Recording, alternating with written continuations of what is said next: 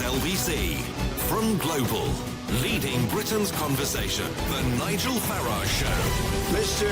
Nigel Farage. Thank you, Donald, and good evening, everybody. Well, it's the Brexit bill again, because today, another press conference, Michel Barnier, David Davis being very smiley, very chirpy, Monsieur Barnier, in this current serious mood that we discussed over the course of the last week, continuing to make demands, continuing to insist that there is a bill to pay. Now, this row has been going on properly now, right back ever since we first voted to leave. And I remember when Barnier was saying, unless you pay us this vast sum of money, then, of course, we can't even discuss trade. And I said they were behaving like the mafia, as if they were holding us to ransom. And this is how Barnier responded to that. People have used words like ransom, Mr. Farage, in the Parliament. It's not a ransom. It's not an exit bill. It's not a punishment. It's not a revenge. At no time has it been those things. It is simply settling accounts. The way you do it, and it's not easy, and it might be expensive. But any separation involves settling accounts. No more, no less. I want to discuss with the UK line by line, but they have to start by recognising that they've entered into commitments with us. And that's why I'm saying we have to settle the accounts of the past before we start talking about the future. Well, that was what he said back then. To bring you up to speed, here is Michel Barnier today on the exit bill. The United Kingdom recognised the existence of obligations vis-à-vis the Union beyond the date of withdrawal and the need to settle those obligations. And the United Kingdom's chief negotiator, David Davis, responded with this. Well, the Prime Minister has been very plain about this from the beginning, from her Lancaster speech onwards. She said we will meet our international obligations and expect to be respected for our international rights. She said that Parliament will make decisions after we leave, and after we leave we'll come to the end of the UK paying enormous sums to the European Union. All of those are still true. Well, there's a note there, I think, perhaps of some concession from David Davis, hinting that whilst we won't go on paying vast sums of money, there's a Brexit bill of some kind. This is how UKIP MEP Stuart Agnew responded today, standing on the steps of the European Commission. I can give him clarification. We owe them nothing. We don't even owe them this, a penny. We owe them nothing. There's nothing in the Lisbon Treaty about a financial settlement at all. This has been pulled out of thin air, and now they're trying to run with it as though it's an established fact. We don't owe them anything. We actually own a share of that place over there. We have given them £185 billion in net contributions over the last 40 years. We'd quite like to have that back. They've got assets around and about of about £133 billion. We own some of them. It's a two-way course on this. The European Union is losing a massive partner when we go. They should be down on their knees to us, not telling us that we have got to do this, that and the other. They have got to be realistic. We are leaving the European Union. They've got to deal with that. And you're right, there will be less money about, and they're going to have to pull in their drawstrings. We have been financing this place for far too long. So there we are. All shades of the argument represented there. On the one hand, Stuart Agnew of UKIP saying, not a penny, we're done, we've given you all our dough, enough's enough. Monsieur Barnier saying it could be a lot of money and very expensive, and David Davis, I think, realistically treading a diplomatic middle course at this stage, given, as he sees it, that everything is on the table. My question to you is, should the United Kingdom pay a Brexit bill at all? And I'll tell you, as the show goes on, what I think. I don't suppose it'll surprise you.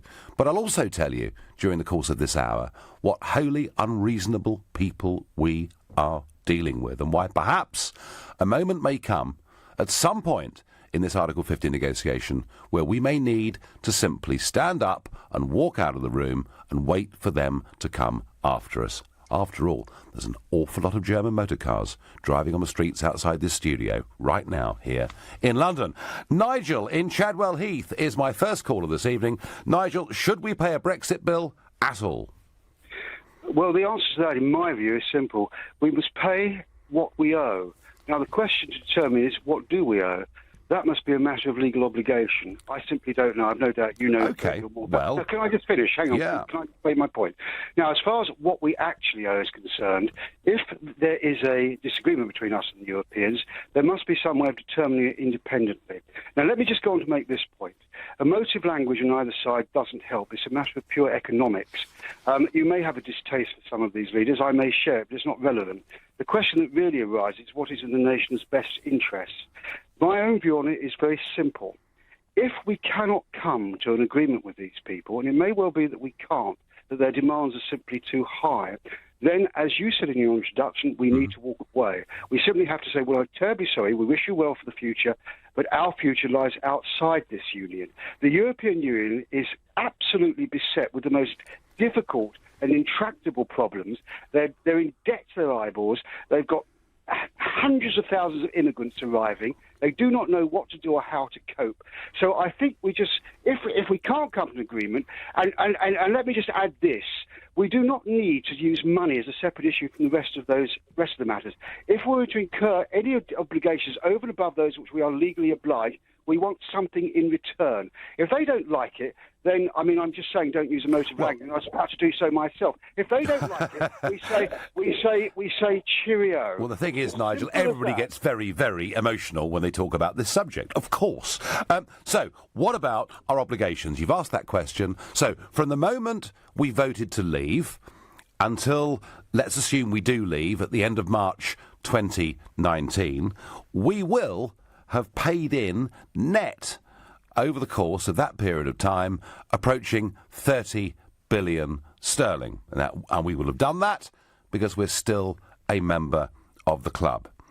Now, the European Union, Nigel, operates on a series of spending rounds. They last for 7 years. It's called the multi-annual framework. I mean, let's not get too bogged down in that. This current one ends in 2020. So you could say that morally we have signed up to a series of spending agreements that take us through a little bit past the date we're going to leave. But beyond that, do we have any legal obligation? Well, Nigel, in Article 50, it makes it clear that the rights and obligations deriving from the treaties would therefore extinguish upon our leaving. All right? So it's perfectly clear. The Lisbon Treaty makes it very clear there are no future obligations. Now, I can think of one area in which there might be an exception to this, and that would be the area of pensions. And we'll talk about that again, not right now, but later on during the course of this hour. But, as you say, it could be that the British government position is they're prepared to pay a bit more than that if in return they get a free trade deal. But are we legally obligated, beyond the middle of 2020 to pay anything to the EU? Nigel, I promise you the answer is no. Well, then fine, let's not do so, unless, as I say, we get something in return which is worth paying for. I mean, I have to say they're a thoroughly disagreeable bunch, and as far as I'm concerned, the quicker we're out, the better. But the fact remains, we have to do what we are obliged to, no more, unless there's a quid pro quo. Absolutely, and I think, Nigel, that is what is in David Davis's mind. And I suppose if he was to produce, here's a free trade deal, it's going to cost us X, some people would say it was a price worth paying. There are many others, like Mr Agnew, the MEP who you heard earlier, who makes the point that actually we've paid net 185 billion into this club since we joined, and actually we have a stake in the European Investment Bank. We have, we actually are an asset holder, and they should be paying us. That's the way the argument will go. Phil in Nottingham. Good evening, Phil. Should we pay a Brexit bill? Well, no, Nigel, I don't think we should. And can I just say, it's a great honour to speak to you. I've followed you for many, many years. And when I voted Brexit, I didn't need a Brexit campaign. I wanted out for the last 35 years. Oh, really? Yes, I had a gut instinct many, many years ago that this was not right and there was more to it, far more to it, deep things that I don't know. I often wondered what your opinion of it was, whether the whole thing about the pan-European movement was.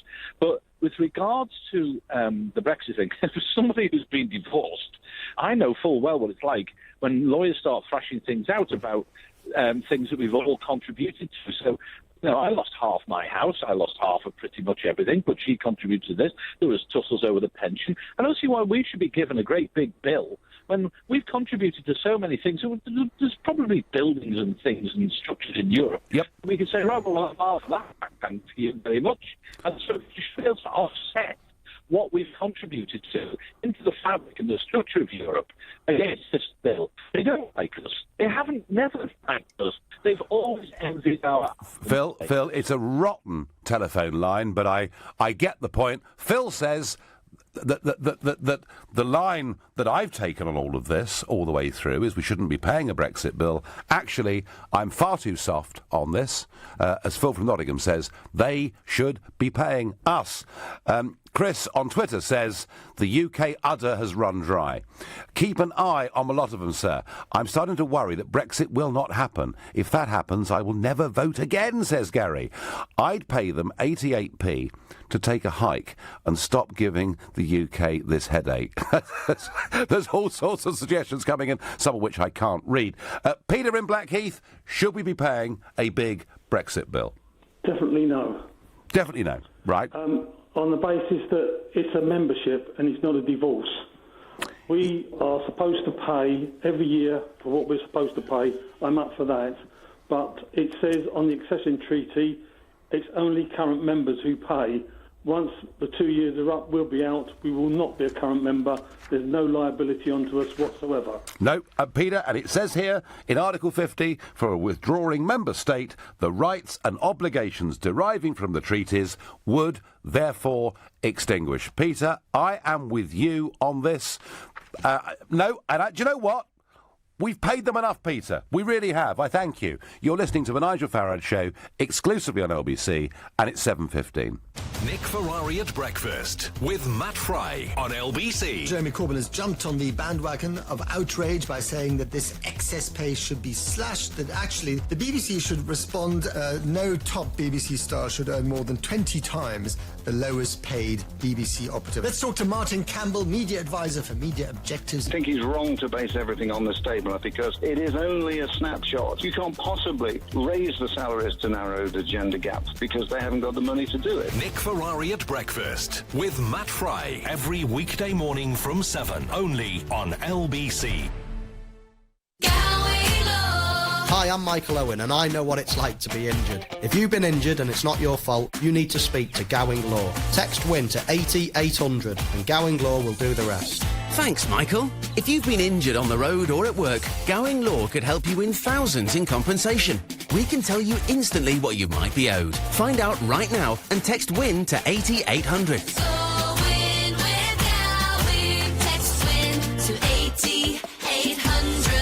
Don't settle for poor rates. Change your travel money before you get to the airport with Thomas Exchange UK.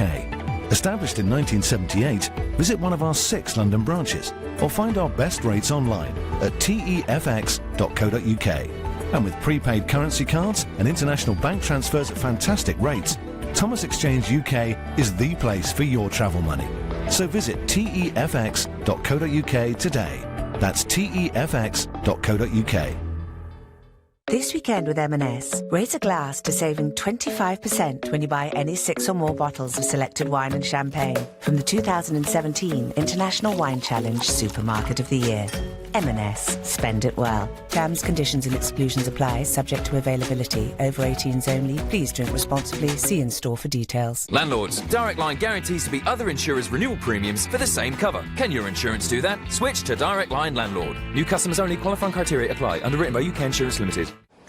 We've been thinking about Lucy. Wait! And how she's not very happy that her phone is on its way to Preston without her. And with it 86 selfies, 4 cat videos, that guy's phone number and her banking app. But at least she isn't worried about someone stealing her money. That's because at NatWest we've already thought about the left phone on the train scenario. It's why we never store your bank details on your mobile. NatWest. We are what we do. App available to customers with online banking and a UK number. Oh,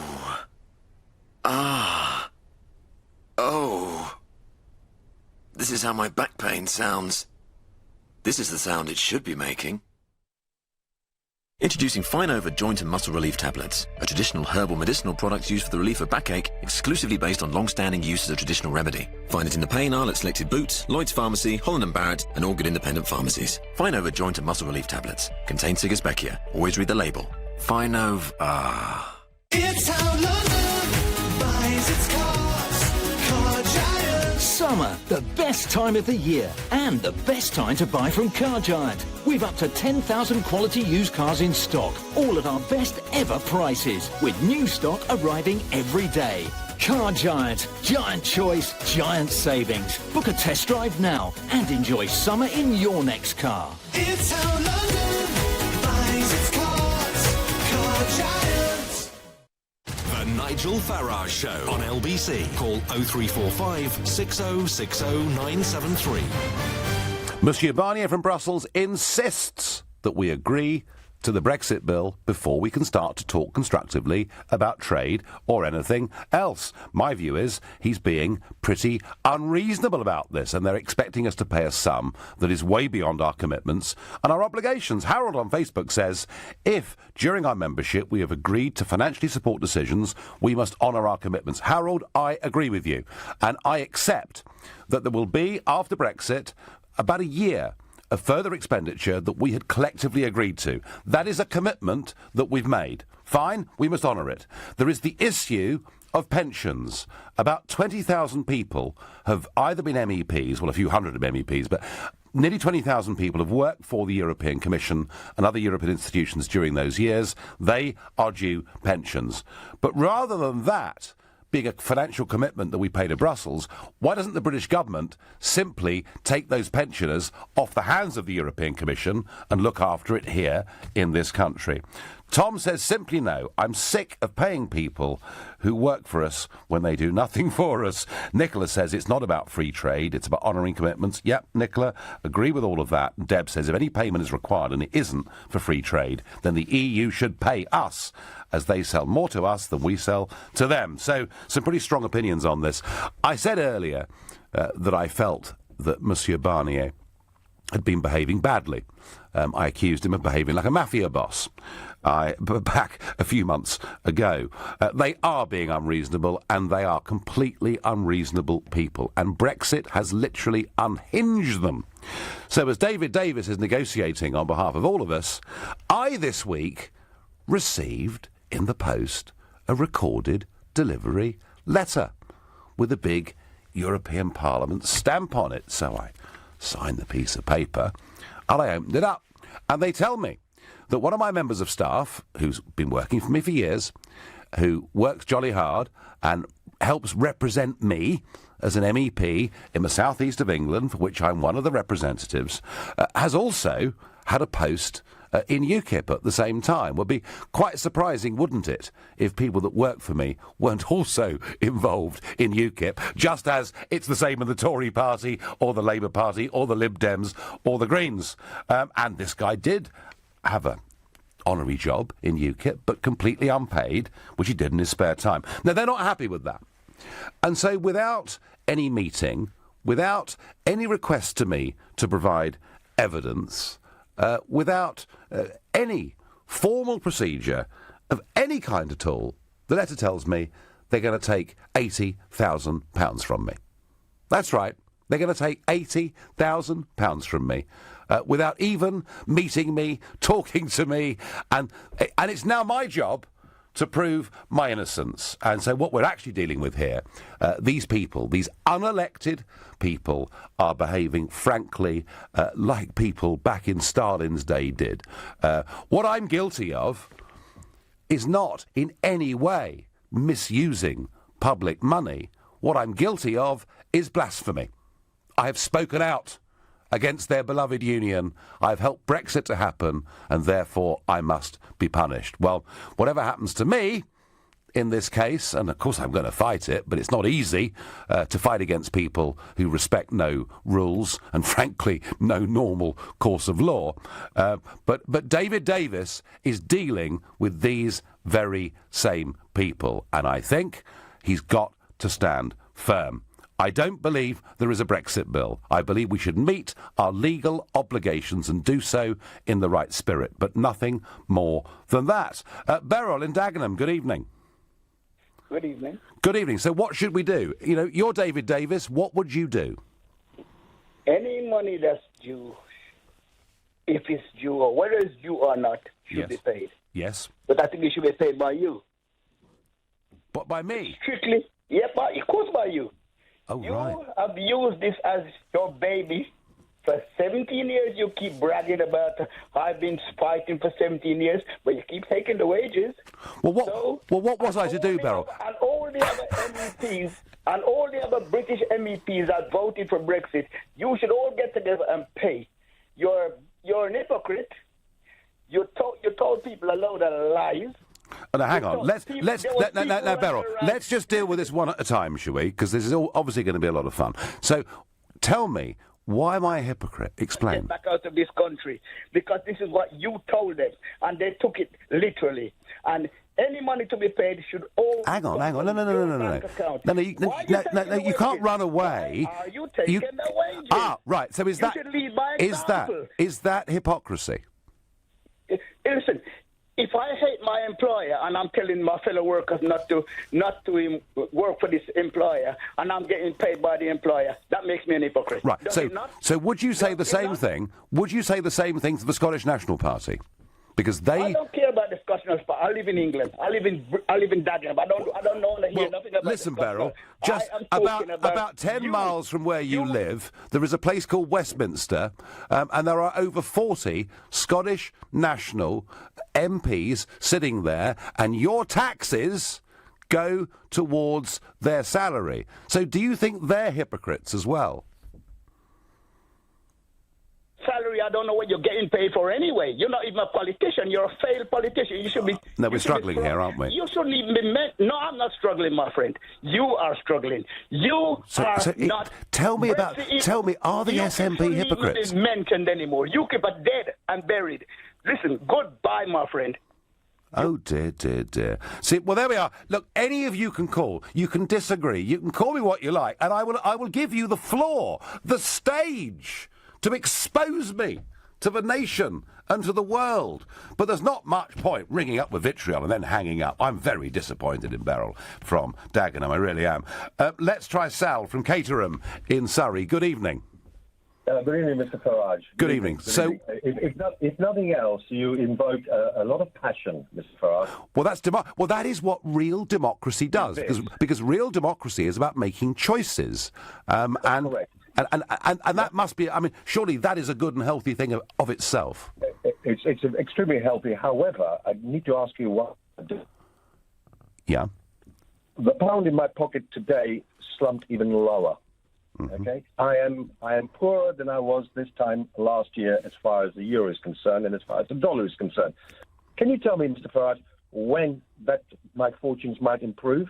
Well, you're quite right, Sal, because actually the pound started falling very dramatically in 2010, and it fell steadily through 2010, 11, 12, 13. And then in 2014, the pound really started to fall sharply, and it's continued since the Brexit process. The pound is in decline, and actually, I wouldn't get too excited about it. It may make it a little bit more expensive for you to go on holiday to Europe, and I get that, and I understand that, but for a country as a whole, I'm not in the least bit concerned about the pound falling a bit. Far from it. I mean, surely when it comes to jobs and trade, the pound being a bit lower over the course of the last 7 or 8 years is not such a bad thing, is it?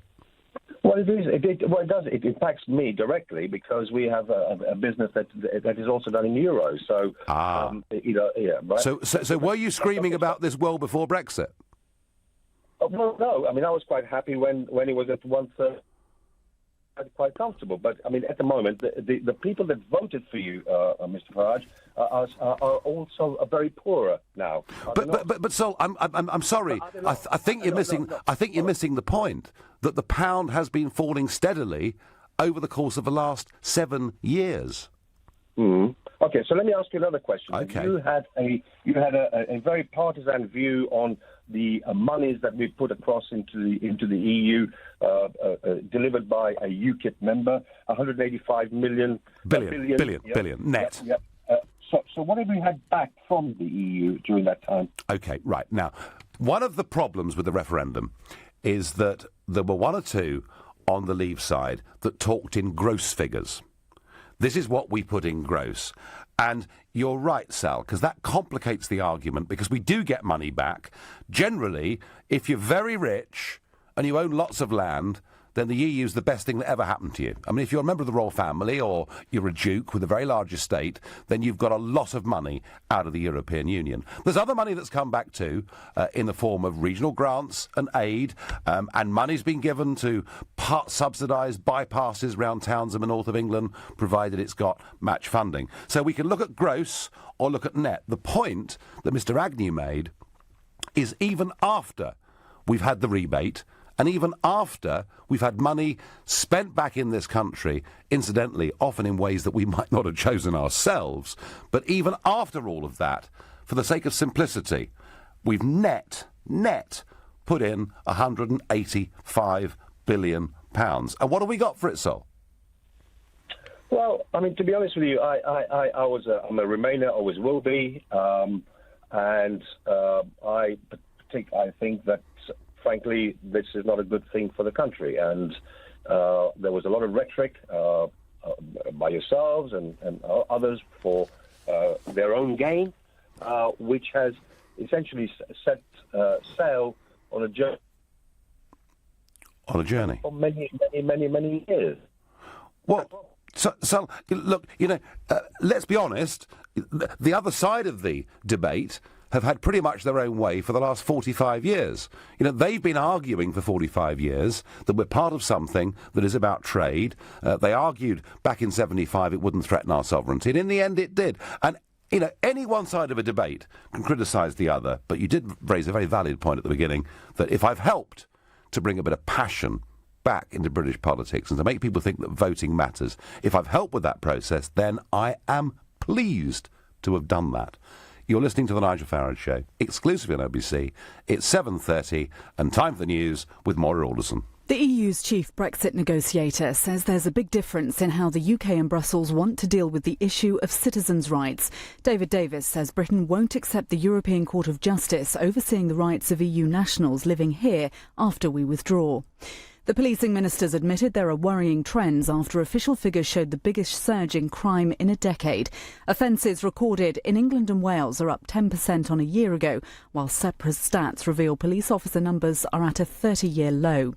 Sir Vince Cable says he wants to address the inequalities that disfigure British society after becoming the Liberal Democrat leader. The former business secretary succeeds Tim Farron, who stepped down last month.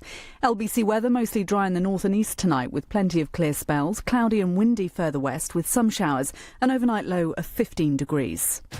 LBC Travel. Good evening, I'm Andy Lake. Well, let's start off in Hertfordshire because the M1 is crawling northbound approaching Luton after an accident and a breakdown earlier on this evening. Delays are back about 10 miles past the M25 to Watford. In Kent, the M2 is closed eastbound between Junction 6 for Faversham and 7 for Brenley Corner to deal with a collision, leaving queues back a good 6 miles on the approach. In Surrey, the M25 still very slow this evening in both directions between Junction 12 for the M3 and Junction 15 for the M4. And then in South London, the A3 is shut along the north side of Clapham Common as investigation work to an accident earlier on continues. Finally, in Cheshire, the southbound M6 is queuing between Junction 21A and Junction 21 after an accident in Warrington earlier. For more real-time traffic updates, go to lbc.co.uk. This is LBC. Did you know you can get real-time updates to find out when your bus is due?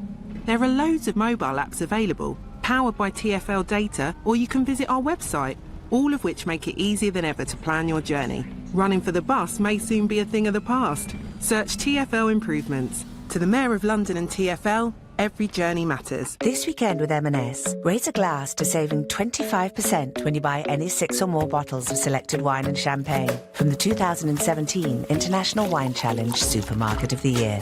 M&S. Spend it well. Terms, conditions and exclusions apply, subject to availability. Over 18s only. Please drink responsibly. See in store for details. And this is the new Golf! Lovely, isn't it? Looks great! It's got daytime LED running lights, so you'll be seen through this fog. Perfect! Rain won't be a problem for the high-speed windscreen wipers. Nice! Heated mirrors, too, so they don't steam up. Has it got a sunroof? Sunroof? It's an option. Not sure you'll need one, though.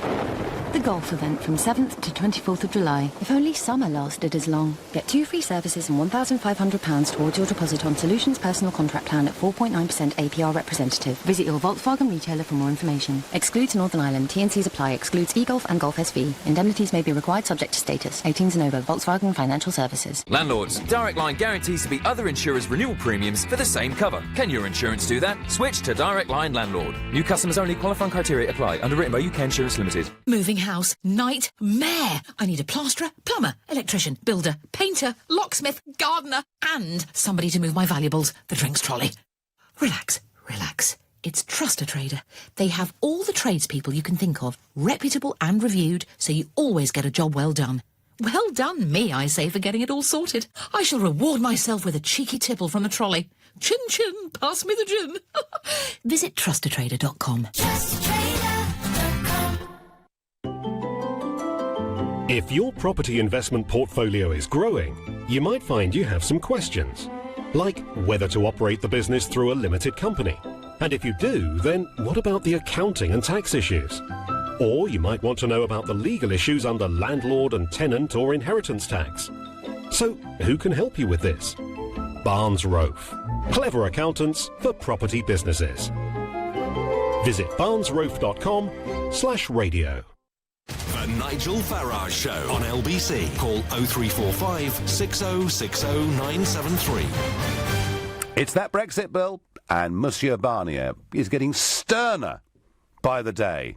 In fact, he begins to me to look a little bit like Bully Boy Barnier. And they are absolutely insisting that we cough up a large sum of money, and one that is way beyond any legal obligations that we have under the treaties that we've signed and passed in our Parliament. And I'm asking you whether we should be paying that Brexit bill. I really don't think we should. I have a feeling that the British government may, but I hope that if they do it, it's done because they get something in return for it, and they might think a free trade deal is a price worth paying. I don't, because actually they sell us more than we sell them. Also in the news today, crime figures. And we've seen the biggest rise in serious crime in this country for a decade. And the numbers, well, they're not very pretty. Violence against the person, up by 18%. Sexual offences, up by 14%. Knife and gun crime, up by 20%. And Clive Bull will pick this up at 8 o'clock later and talk about, is there a link between this and falling police numbers? Or, I might suggest, one of the reasons numbers keep going up is because our population dramatically keeps going up. So perhaps these figures, horrid though they are a little bit less of a surprise than they might be. So back to the Brexit bill, and Paul in Stoke-on-Trent. Paul, you're David Davis. What are you going to do?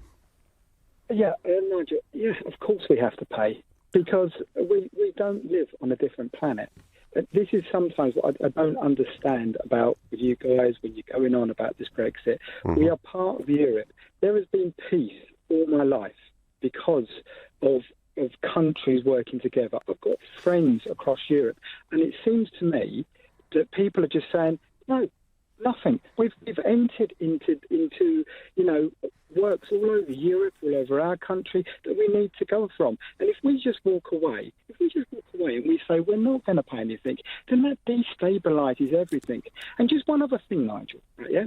You and your UKIP people have worked in the Parliament, as an MPs for years, trying to bring this Brexit around, which successfully you did, okay?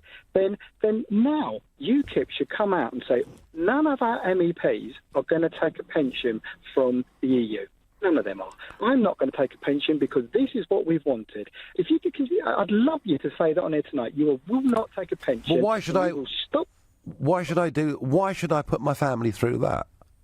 Because if we go personally on Lou, because you've done it. You didn't want it. I mean, why couldn't I become an MEP and say, I've done it to support my family. Many of the MEPs under UKIP that I spoke to on Facebook, it seems to me it's a gravy train. And you guys are saying it's a gravy train and everyone's making Well, money. I tell you what, Paul, if it was a gravy train, as you describe it, to be fair, to counterbalance that argument, the UKIP MEPs were in that situation, the turkeys that voted for Christmas, weren't they? I mean, if they were in it just for the money, they'd have backed Remain, and they'd have said, oh, you know what, I tell you what, Paul, we can reform this, we can make it better, just give us another 20 years. And we didn't do that, Paul, did we? But look, your point about friendship and everything else, I get.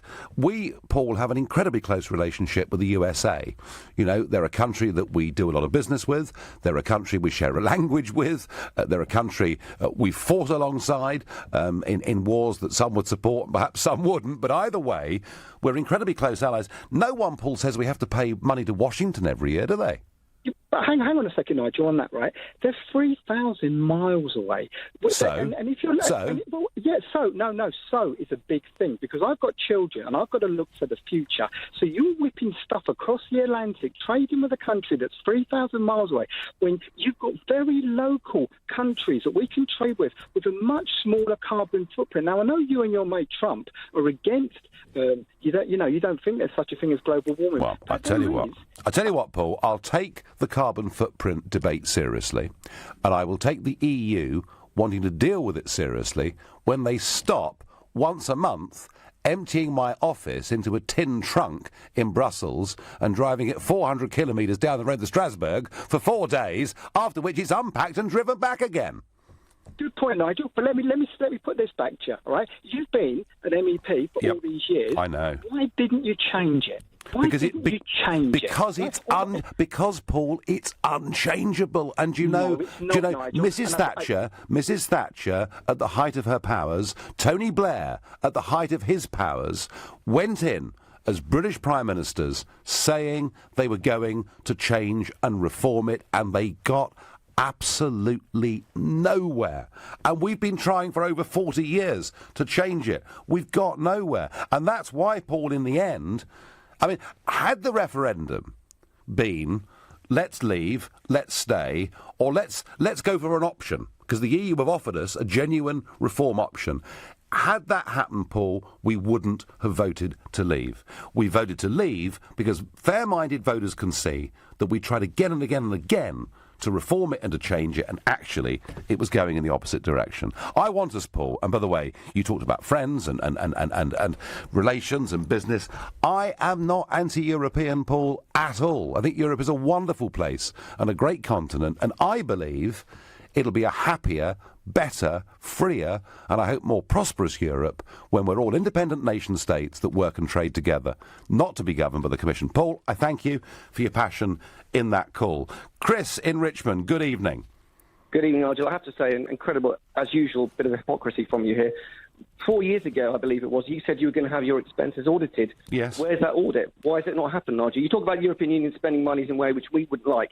I would potentially include spending money on expenses for one of the worst voting groups and attending groups in the European Union, which is the UKIP group. Well, that's not actually true. I mean, you heard from Mr. Agnew earlier. I think he's got one of the highest attendance, voting and committee records of any British MEP ever since we first joined the European Union. So it is a mixed bag.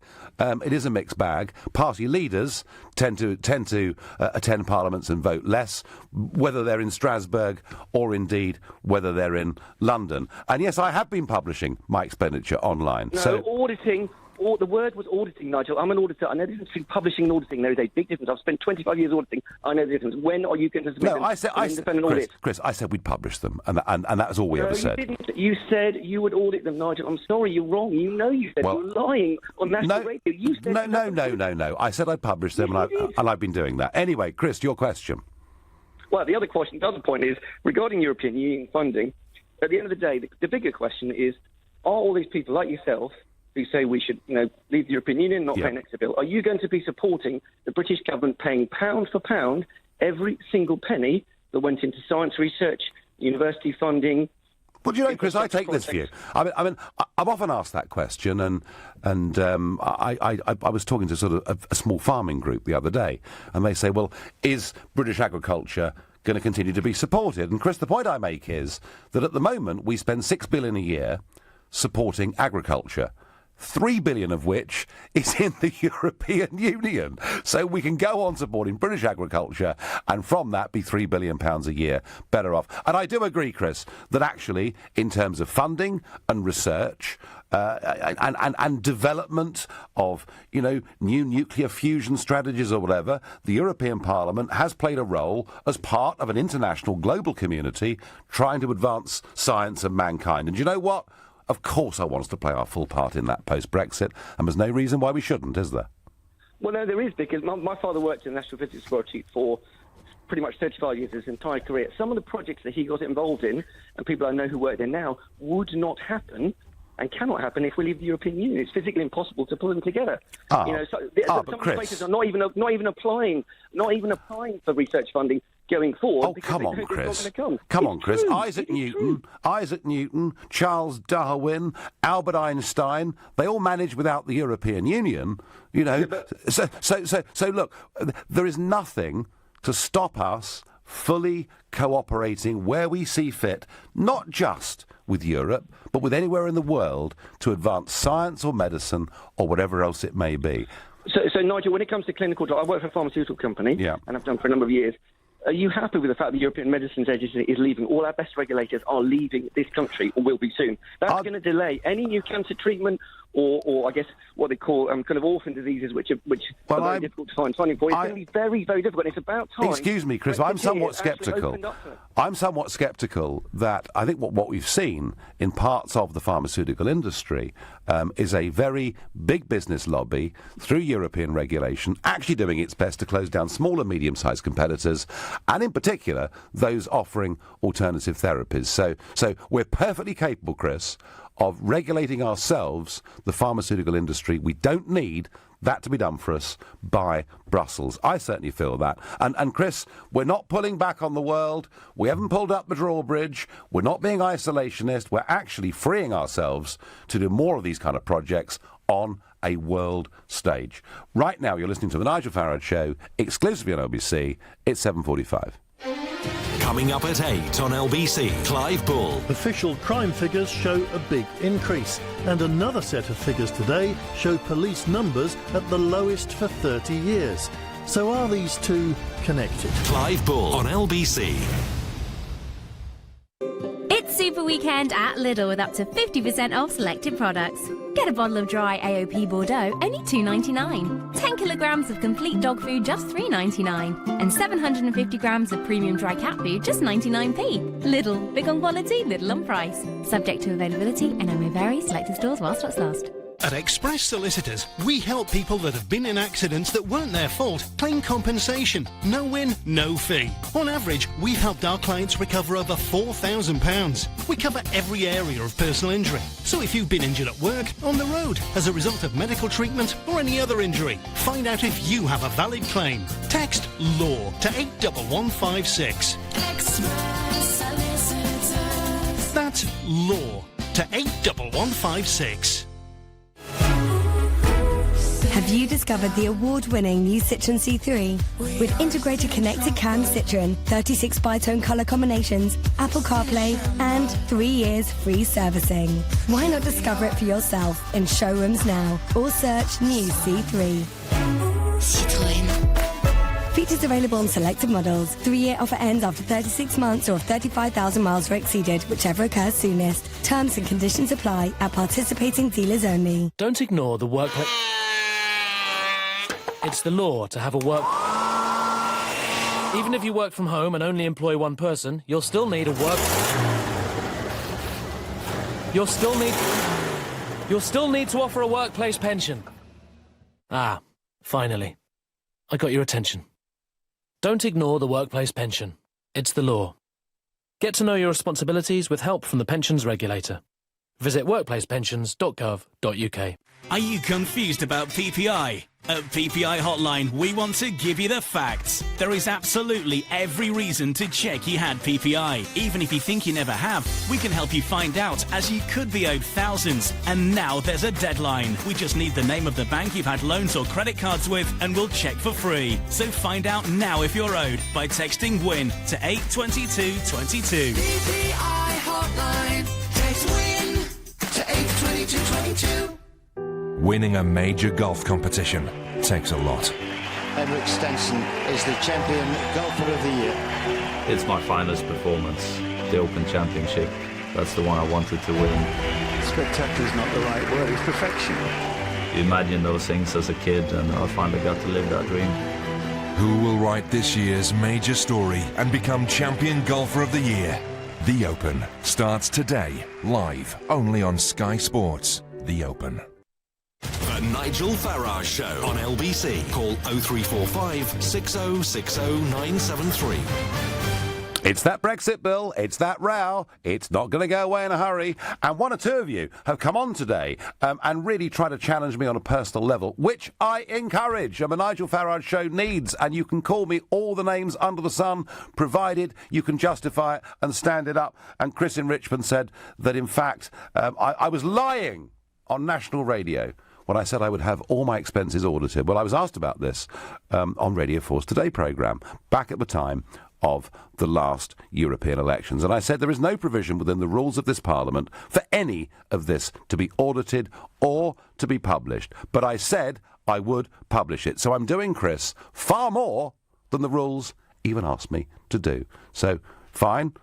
Any of you that want to come on and call me a liar, want to come on and call me a hypocrite, it's 0345 6060 973. Yeah, provided we keep the language clean, you can come on and do it, but you have to back it up. Now, apparently, and I was waiting for this, I have not heard, I've not seen any messaging tonight about Jacob Rees-Mogg. I was getting worried. But here I've got one. The Mogg on Sky News today made the same point of no legal obligation, but a moral obligation to pay what we are committed to. Let's ask for a detailed schedule extracted from the audited accounts and cash flow forecasts of the European Union, says JP in Cornwall. And that's the point that I'm making, that even though, under the treaty, once we've left at the end of March 2019, we don't actually owe them a penny piece. We did take part in this 7-year agreement for spending to the middle of 2020. So there is, actually, folks, I think there is morally a small Brexit bill to take us up to the end of that expenditure for which we said we'd be a part.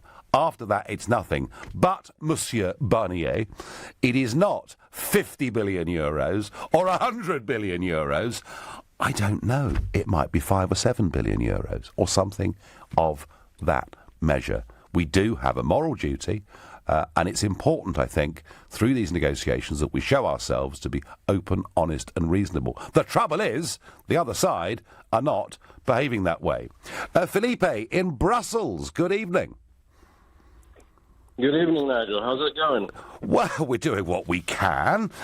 Now, should we be sending a difficult one tonight, haven't you? Well, that's all right. That's fine. That's actually, do you know what? That's democracy on the radio, and that's a very good thing too. So, should we be handle it, and we all know that. Should we be sending a thumping great big bill to your home city? No, you shouldn't. You shouldn't. And I think that's the wrong question to ask at this stage of the negotiation. I think it says a lot about David Davies and how badly he's doing right now. Okay, explain. This is what we're talking about at this stage in the negotiations. Well, isn't that agenda actually one that is being set by Monsieur Barnier, and isn't David Davis very keen to move on to start talking about trade? Well, trade is something that you guys should be pushing a lot harder. I mean, this whole time we've heard this propaganda line out of this place, saying that you're not allowed to negotiate with anybody else. Well, why the hell not? What's the Commission going to do if you close a deal with the United States or with Australia or with Canada or whoever it is? Well, I suppose what they could do, Felipe, after you leave, what they could do is they could chuck us out, couldn't they? Which wouldn't be much point because we're leaving anyway. No, my point, Felipe, is that I don't actually think David Davis is the person that deserves criticism for where we are. It is the other side that are setting this agenda, and maybe that's partly the Prime Minister's fault for taking 9 months to trigger Article 50 and for us looking somewhat indecisive. But it is Monsieur Barnier that is making the unreasonable demands. No, but I mean, I know I sound a bit chest-thumpy and aggressive when I say that, but seriously, what is actually stopping you guys from just closing deals with all these countries that want to close the deals? Well, yeah, you know, you're right. And actually, Felipe, they broke the rules last week because they went behind the backs of the British government to start negotiating with Mr Corbyn, Nicola Sturgeon, Carwyn Jones. And if they can behave like that, we should be out there talking not just directly to other European governments, particularly those who sell us a lot of goods into this country and in whose interests a free trade deal is. We should be talking to America, Australia, Japan and the world. Felipe, I thank you. The stars on the BBC could afford the Brexit bill, says Honey on Twitter. Nigel, I had a fishery and lost everything because of the EU. Roll on Brexit, we will be booming, says Terry. Walk away from the EU. No deal is better than a bad deal, Nigel. We want their cheese, cars and rotten sausages. Well, some of the sausages are okay, aren't they? Karen suggests that the pound was even lower before we had the referendum. Not quite. It did get to 135 against the dollar in February of last year. What was a lot lower before the referendum was, of course, the stock market, which has gone through the roof. And any of you that have got pension funds out there, you might be saying, thank goodness for Brexit. Look what it's done for my pension. Tom in Ottershaw, good evening. How big a Brexit bill, Tom, would you be prepared to pay? Probably near to zero, actually. Good evening, Nigel. Pleasure to speak to you. No, I've got some practical experience, actually, just of today. Yeah. I run a small medical device company that seeks to develop technologies for handheld devices. And we're occasionally invited to apply for these EU scientific, grants and loan, etc. And the process is ludicrous. They're run as sort of competitions. You have to put in this enormous amount of paperwork, which is a kind of a game. And it's such a game that sort of companies have grown up around it, consultancy companies, who will guide you through this process for a percentage of the or a fee, contingent on you getting the grant.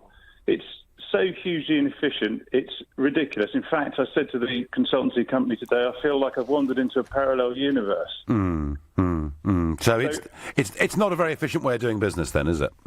No, it isn't. And, all these EU things, science isn't going to come to a halt because of EU grants stopping or anything like that. All that's going to happen is huge savings going to be made in the administration of the grants. I must admit, a lot of people, and I've heard this from farming as well, that farmers say, small farmers particularly, yeah, we do get money for owning land, but actually the amount of hours and time and bureaucracy we have to spend doing it, surely there's a better and simpler way of doing it when we're actually in charge.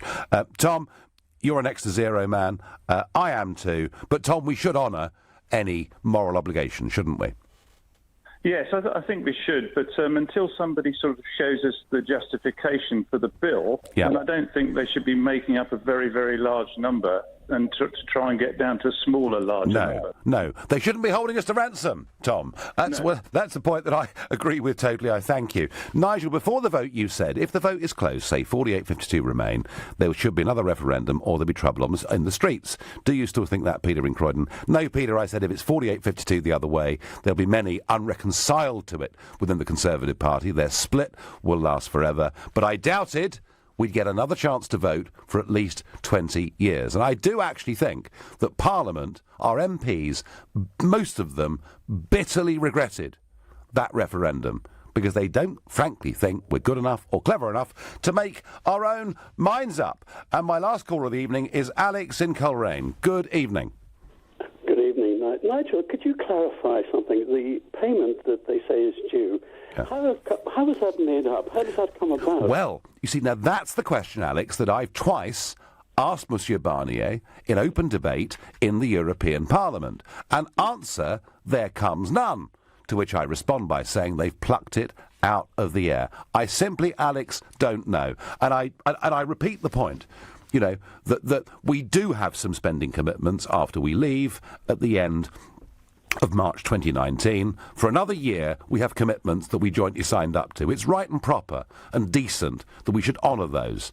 There is the ongoing issue of pensions, and I accept that, but I think the British government should simply take those pensioners off the EU onto its books. Beyond that, Alex, I don't think we should pay a penny, but I'd love them to tell me why we should, and they just don't do so. Yeah, that's a good point. Why we should, and how do they come about? Well, the evidence. Give us the evidence. That's what we're asking for, really. That's all we're asking for, and we're getting none of it. We're getting a very haughty Michel Barnier just saying, unless you agree to our terms, we're not going to have a reasonable trade deal with you. Alex, I thank you. Joanna says to me on Facebook, Nigel, do you think it's likely we will leave without a deal? Joanna, I hope not. The common sense thing, the logical thing, and Liam Fox, the Trade Secretary today, made the point that actually the easiest country in the world to do a trade deal with is the EU, because we're there, we've got parallel systems in many ways. This is about logic, economic logic, against political necessity. I feel Barnier is playing politics, is playing fast and loose, actually, with millions of people in Europe whose jobs depend on selling goods to our country. Should we leave without a deal? Well, let's put it like this. No deal is better than a very bad deal. You've been listening to a Nigel Farage show here on LBC. I'm back on Monday evening from 7.